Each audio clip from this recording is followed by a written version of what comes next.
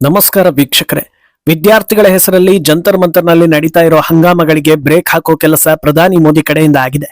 ಅತ್ಯಂತ ಪರಿಣಾಮಕಾರಿ ಪ್ರತಿಕ್ರಿಯೆ ಬಂದಿದ್ದು ಮೋದಿ ಹೇಳಿಕೆಯ ಮೊದಲ ಹಾಗೂ ಕೊನೆಯ ಸಾಲು ಸಾಕಷ್ಟು ಜನರ ಭವಿಷ್ಯವನ್ನ ಬದಲಿಸೋ ಸಾಧ್ಯತೆ ಇದೆ. ಅಂದಹಾಗೆ ಸರ್ಕಾರ ರೆಸ್ಪಾಂಡ್ ಮಾಡ್ತಾ ಇಲ್ಲ ಅನ್ನೋ ಕಾರಣ ಮುಂದಿಟ್ಕೊಂಡು ಗಲಭೆ ಎಬ್ಬಿಸೋ ಕೆಲಸಗಳು ನಡೆದಿದ್ವು.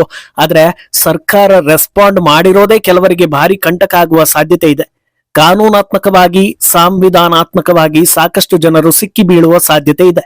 ಇನ್ನೊಂದೆಡೆ ಬಿಜೆಪಿ ವಕ್ತಾರ ಪ್ರದೀಪ್ ಭಂಡಾರಿ ಸರ್ಕಾರದ ಮುಂದಿನ ನಿರ್ಧಾರದ ಬಗ್ಗೆ ಕ್ಲಾರಿಟಿ ಕೊಟ್ಟಿದ್ದು, ಮತ್ತೊಂದು ದಿಕ್ಕಲ್ಲಿ ದೆಹಲಿಯಲ್ಲಿ ಓಡಾಡ್ತಾ ಇರೋ ಕೇಜ್ರಿವಾಲ್ ಹಾಗೂ ರಾಹುಲ್ ಗಾಂಧಿಗೂ ಕೂಡ ಸೇಮ್ ಪ್ರಾಬ್ಲಮ್ ಶುರುವಾಗಿದೆ. ಮತ್ತೊಂದೆಡೆ ಜನಸೇನಾ ಮುಖ್ಯಸ್ಥ ಪವನ್ ಕಲ್ಯಾಣ್ ಅತ್ಯಂತ ಅರ್ಥಪೂರ್ಣ ರೀತಿಯಲ್ಲಿ ಸಂದೇಶವನ್ನ ನೀಡಿದ್ದು ಎಲ್ಲರ ಮೆಚ್ಚುಗೆಗೆ ಪಾತ್ರವಾಗ್ತಾ ಇದೆ. ಇದೆಲ್ಲವನ್ನ ಒನ್ ಬೈ ಒನ್ ವಿವರಿಸ್ತಾ ಹೋಗ್ತೀವಿ. ಈ ವಿಡಿಯೋವನ್ನ ತಪ್ಪದೆ ಕೊನೆ ತನಕ ನೋಡಿ. ಅದಕ್ಕೂ ಮುನ್ನ ಮೀಡಿಯಾ ಮಾನ್ಸ್ಟರ್ ಚಾನಲ್ ಅನ್ನ ತಪ್ಪದೆ ಸಬ್ಸ್ಕ್ರೈಬ್ ಮಾಡಿ. ಎಷ್ಟೇ ರಂಪಾಟ ಮಾಡಿದ್ರು, ಏನೇ ಸರ್ಕಸ್ ಮಾಡಿದ್ರು ಸತ್ಯವನ್ನ ಸುಳ್ಳಿಂದ ಮುಚ್ಚಿಡೋದಕ್ಕೆ ಸಾಧ್ಯವಿಲ್ಲ ಅನ್ನೋದು ವಾಸ್ತವ. ಯಾವ ಕಾರಣಕ್ಕೆ ಹೋರಾಟ ಅನ್ನೋ ಪ್ರಶ್ನೆಗೆ ನಿಖರ ಉತ್ತರ ಇಲ್ಲದ, ಯಾವ ರೀತಿ ಸುಧಾರಣೆ ತರಬೇಕು ಅನ್ನೋದರ ಕಲ್ಪನೆ ಇಲ್ಲದ, ನೀಟ್ ಫುಲ್ ಫಾರ್ಮ್ ಗೊತ್ತಿರದ, ವಿದ್ಯಾರ್ಥಿ ಅನ್ನೋ ಯಾವ ಲಕ್ಷಣವೂ ಇಲ್ಲದವರನ್ನ ಮುಂದೆ ತಂದು ಹೋರಾಟ ನಡೆಸ್ತಾ ಇರೋದು ಕಾಣಿಸ್ತಾ ಇದೆ. ಕಲ್ಲೆಸೆಯೋ ಪ್ರವೀಣರಿಗೆ ಲಾಠಿ ಏಟು ಕೊಟ್ಟಾಗ ಬಿಕ್ಕಿ ಬಿಕ್ಕಿ ಹತ್ತು ಶಾಪ ಹಾಕುವ ಅತ್ಯಂತ ಮೃದು ಸ್ವಭಾವದ ಹೃದಯವಂತ ಟೀಚರ್ ಅಮ್ಮಂದಿರ ಬೆಂಬಲ ಸಿಗ್ತಾ ಇದೆ. ಒಂದು ದೇಶಕ್ಕೆ ಬೆಂಕಿ ಹಚ್ಚೋದಕ್ಕೆ ಇದಕ್ಕಿಂತ ಇನ್ನೇನು ಬೇಕು ಅನ್ನೋ ಸಂತೋಷದಲ್ಲಿ ಕೆಲವರಿದ್ರೆ, ಯಾವುದನ್ನ ಹೇಗೆ ರಿಪೇರಿ ಮಾಡಬೇಕೋ ಅದೇ ರೀತಿಯಲ್ಲಿ ಮಾಡ್ತೀವಿ ಅನ್ನೋ ಖಡಕ್ ಸಂದೇಶ ಪ್ರಧಾನಿ ಕಡೆಯಿಂದ ಬಂದಿದೆ. ವಿದ್ಯಾರ್ಥಿಗಳ ಹಿತರಕ್ಷಣೆ ಬಗ್ಗೆ ಮೋದಿ ಪ್ರತಿಕ್ರಿಯೆ ನೀಡಿರೋದು ಕೆಲವರಿಗೆ ಕಂಟಕ ತರಿಸೋ ಸೂಚನೆಯನ್ನ ಕೊಡ್ತಾ ಇದೆ. ಪ್ರಸ್ತುತ ಸದ್ದು ಮಾಡ್ತಾ ಇರೋ ಪ್ರಕರಣದ ಬಗ್ಗೆ ಪ್ರತಿಕ್ರಿಯೆ ನೀಡಿರೋ ಪ್ರಧಾನಿ ಮೋದಿ, ವಿದ್ಯಾರ್ಥಿಗಳು ಹಾಗೂ ಯುವಕರ ಭವಿಷ್ಯಕ್ಕಿಂತ ಮುಖ್ಯವಾದುದು ಯಾವುದೂ ಇಲ್ಲ ಅಂತ ಹೇಳಿದ್ದಾರೆ. ಇದು ಅವರ ಸಂದೇಶದ ಮೊದಲ ಸಾಲಾಗಿದ್ರೆ, ನಂತರದಲ್ಲಿ ಇಂಥ ಪ್ರಕರಣಗಳ ತನಿಖೆಗೆ ಫಾಸ್ಟ್ ಟ್ರ್ಯಾಕ್ ಕೋರ್ಟ್ ಸ್ಥಾಪನೆಗೆ ನಿರ್ಧರಿಸಲಾಗಿದೆ.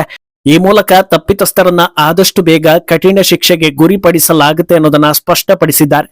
ಈ ಕುರಿತಂತೆ ಸಂಬಂಧಪಟ್ಟ ಇಲಾಖೆಗಳ ಜೊತೆಗೆ ಚರ್ಚೆ ನಡೆಸಿದ್ದು ಅಗತ್ಯ ಕ್ರಮಗಳನ್ನ ಕೈಗೊಳ್ಳೋದಕ್ಕೆ ನಿರ್ದೇಶನ ನೀಡಲಾಗಿದೆ. ಇದು ವಿದ್ಯಾರ್ಥಿಗಳಿಗೆ ಸಂಪೂರ್ಣವಾಗಿ ಸುರಕ್ಷತೆ ಸಿಗುವ ತನಕವೂ ಮುಂದುವರಿಯಲಿದೆ ಅಂತ ಹೇಳಿದ್ದಾರೆ.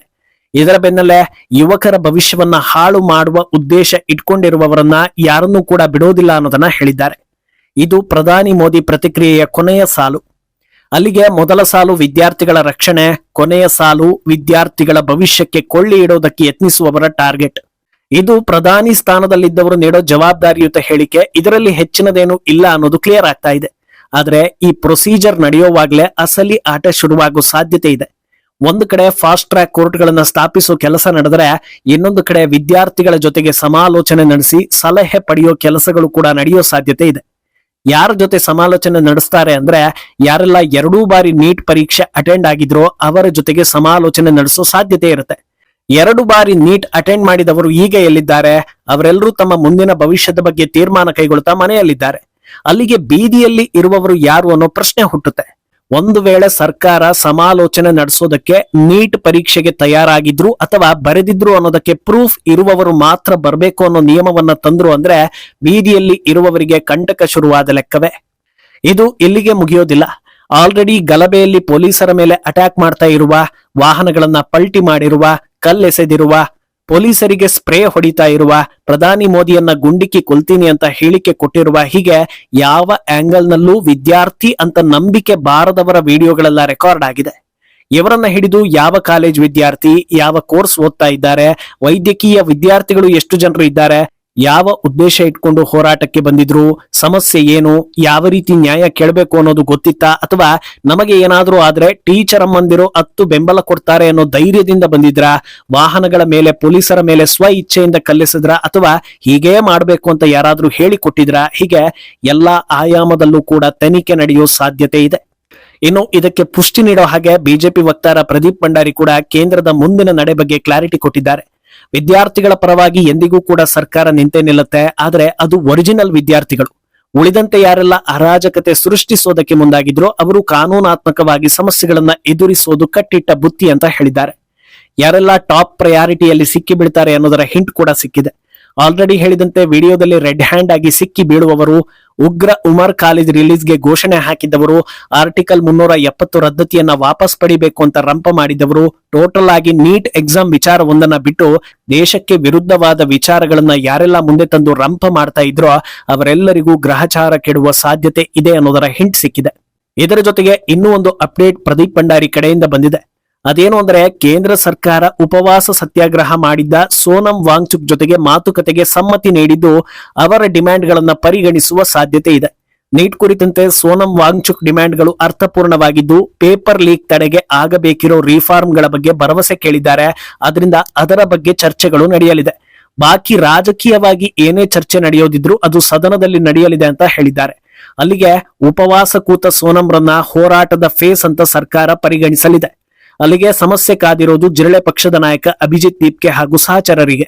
ಯಾಕಂದ್ರೆ ಕಲ್ಲು ತೂರಾಟ ಹಾಗೂ ಪೊಲೀಸರ ಲಾಠಿ ಚಾರ್ಜ್ ಆಗೋ ಹೊತ್ತಲ್ಲಿ ಇವರುಗಳು ಮಾತ್ರ ಸೇಫ್ ಪ್ಲೇಸ್ ನಲ್ಲಿ ಕೂತಿದ್ರು. ಆದ್ರೆ ಇವರಿಂದ ಪ್ರಚೋದನೆಗೊಳಗಾದ ಯುವಕರು ಮಾತ್ರ ಬೀದಿಯಲ್ಲಿ ಬಿದ್ದಿದ್ರು. ಇದರ ಹೊಣೆ ಯಾರ ಮೇಲೆ ಅನ್ನೋ ಪ್ರಶ್ನೆ ಬಂದಾಗ ಇವರೆಲ್ಲರೂ ಸಿಕ್ಕಿ ಬೀಳುವ ಸಾಧ್ಯತೆ ಇದೆ. ಅಂದಹಾಗೆ ಈ ವಿಚಾರವನ್ನ ರಾಜಕೀಯವಾಗಿಸುವಲ್ಲಿ ಶ್ರಮ ಪಟ್ಟಿದ್ದ ಕೇಜ್ರಿವಾಲ್ ಹಾಗೂ ರಾಹುಲ್ ಗಾಂಧಿಗೂ ಕೂಡ ಸಮಸ್ಯೆ ಶುರುವಾಗಿದೆ. ಪೇಪರ್ ಲೀಕ್ ಸುಳಿಯಲ್ಲಿ ಕೇಜ್ರಿವಾಲ್ ಹಾಗೂ ರಾಹುಲ್ ಗಾಂಧಿ ಸಿಲುಕಿರೋ ಬಗ್ಗೆಯೂ ಕೂಡ ಪ್ರದೀಪ್ ಭಂಡಾರಿ ಮೆನ್ಷನ್ ಮಾಡಿದ್ದಾರೆ.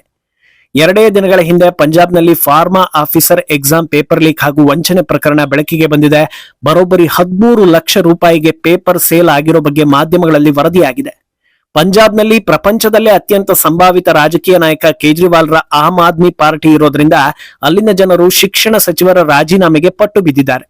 ಆದ್ರೆ ನ್ಯಾಯಕ್ಕೆ ಇನ್ನೊಂದು ಹೆಸರೇ ಕೇಜ್ರಿವಾಲ್ ಕೇಂದ್ರದಲ್ಲಿ ಶಿಕ್ಷಣ ಸಚಿವರ ರಾಜೀನಾಮೆ ಕೇಳ್ತಾ ಇರುವಾಗ ತಾನೂ ಕೂಡ ಅದರಂತೆಯೇ ನಡೆದು ಪಂಜಾಬ್ ಶಿಕ್ಷಣ ಸಚಿವರನ್ನ ಕೆಳಗಿಳಿಸಿ ಇಂಥ ದುರಂತ ನಡೆದಿದ್ದಕ್ಕೆ ತಮ್ಮ ಸರ್ಕಾರವನ್ನ ವಿಸರ್ಜಿಸಿ ಮುಂದಿನ ಎಲೆಕ್ಷನ್ಗೆ ಹೋಗ್ತಾರಾ ಅಂತ ಜನರು ಎದುರು ನೋಡ್ತಾ ಇದ್ದಾರೆ. ಅಷ್ಟೇ ಅಲ್ಲದೆ ಹಿಮಾಚಲ ಪ್ರದೇಶದಲ್ಲೂ ಇದೇ ರೀತಿ ಪ್ರಕರಣ ನಡೆದಿದೆ.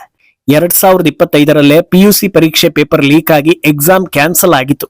ಈ ವಿಚಾರ ಎಷ್ಟೋ ಜನರಿಗೆ ಗೊತ್ತೇ ಇಲ್ಲ. ಆದ್ರೆ ಮಾಧ್ಯಮಗಳಲ್ಲಿ ಇದು ವರದಿಯಾಗಿರೋದ್ರಿಂದ ಮೋದಿಗೊಂದು ನ್ಯಾಯ, ರಾಹುಲ್ ಗಾಂಧಿಗೊಂದು ನ್ಯಾಯ ಮಾಡೋದಕ್ಕೆ ಆಗೋದಿಲ್ಲ. ತಮ್ಮದೇ ಹಿಮಾಚಲ ಪ್ರದೇಶದಲ್ಲಿ ಪ್ರಕರಣ ನಡೆದು 1 ವರ್ಷ ಕಳೆದರೂ ಯಾರ ತಲೆದಂಡವೂ ಆಗಿಲ್ಲ.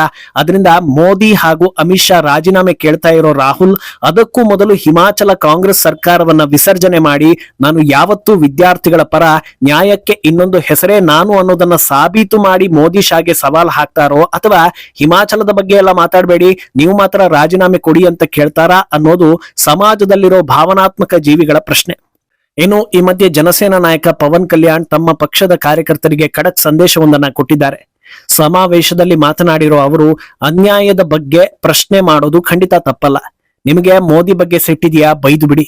ಬಿಜೆಪಿ ಬಗ್ಗೆ ಸಿಟ್ಟಿದೆಯಾ, ಬೈದು ಬಿಡಿ.